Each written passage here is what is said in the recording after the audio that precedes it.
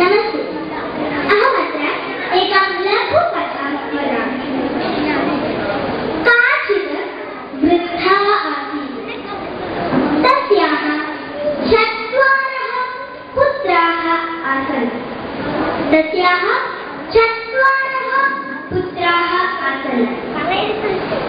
ते सर्वे अपि अतीव शूराः आसन्। माता वृद्धा सर्वदा अपि तान् मातृभूमेः विषये कथाः श्रावयति।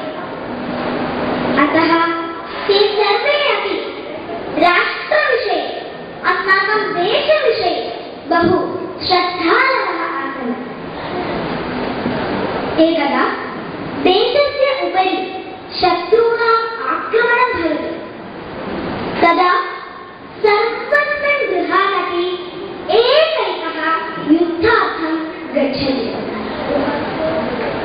तदा वृद्धा माता प्रथमपुत्रम् आह्वयति, तिलकं धारयति, भवान् युद्धार्थं गच्छतु इति वदति। तदा प्रथमः पुत्रः युद्धार्थं गच्छति।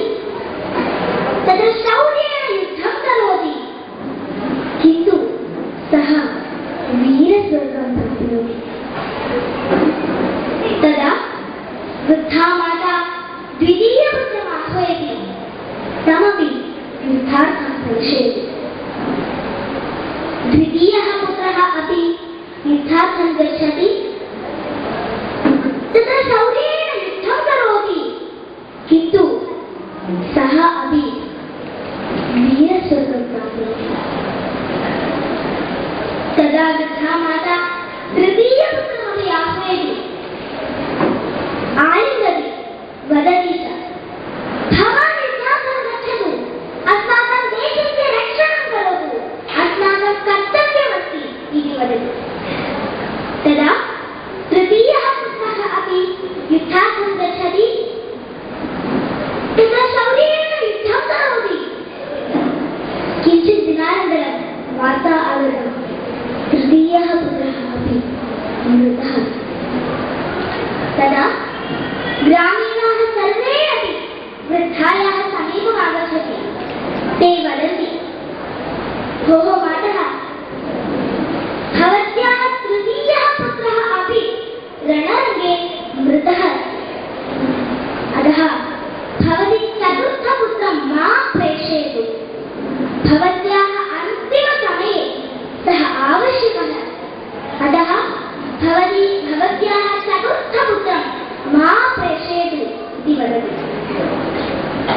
किन्तु वृद्धा माता तेषां वचनं न शृणोति। सा चतुर्थमपि पुत्रं युद्धार्थं प्रेषयति। चतुर्थः पुत्रः अपि युद्धार्थं गच्छति। तत्र भीषणं युद्धं प्रवृत्तं। किञ्चित् दिनानन्तरं वार्ता आगता, चतुर्थः पुत्रः अपि मृतः। तदा मातुः नेत्रात् अश्रुधारा प्रवहति। एतत् दृष्ट्वा ग्रामस्य अधिकारी तत्र आगत्य पृच्छति, भोः